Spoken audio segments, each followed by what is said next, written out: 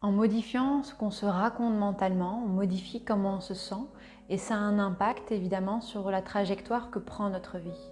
Une personne qui est dans la joie n'avancera probablement pas sur le même chemin que si elle est constamment dans la peur et qu'elle vibre à travers cette peur. Il ne s'agit évidemment pas de réfuter telle ou telle émotion ou de devenir amorphe, absolument pas. Nos émotions sont consubstantielles à l'expérience que l'on fait du monde. Elles nous renvoient quelque part à notre conscience de vivre, donc l'idée c'est de pouvoir les observer, de pouvoir les comprendre, mais de se rappeler également qu'il y a un temps pour accueillir les choses et puis un temps consacré au discernement. Effectivement, comment est-ce que je vais m'appuyer sur cette émotion-là pour me renouveler? On est donc traversé par un flux émotionnel qui résulte de notre perception du réel.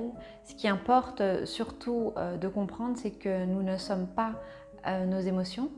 Pourtant, le langage français s'y prête, on dit bien « je suis triste »,« je suis en colère ». Tout le travail thérapeutique, c'est de pouvoir amorcer cette mise à distance avec l'émotion.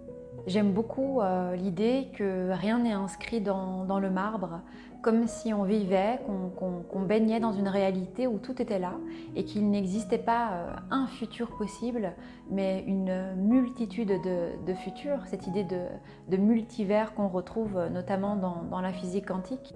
Et que finalement nos pensées, ce qu'on se raconte mentalement en permanence, eh bien, nous induit dans une énergie, dans un état émotionnel, et que ce flux émotionnel nous mène vers un potentiel futur parmi une multitude de trajectoires possibles. L'esprit humain est très souvent confiné entre le passé et le futur, et qu'à mesure d'être littéralement confiné entre ces deux espaces-temps, eh bien, on se déconnecte, on se défait du potentiel qui émerge d'un autre espace qui est l'ici et maintenant et qui nous donne justement accès à notre propre monde intérieur.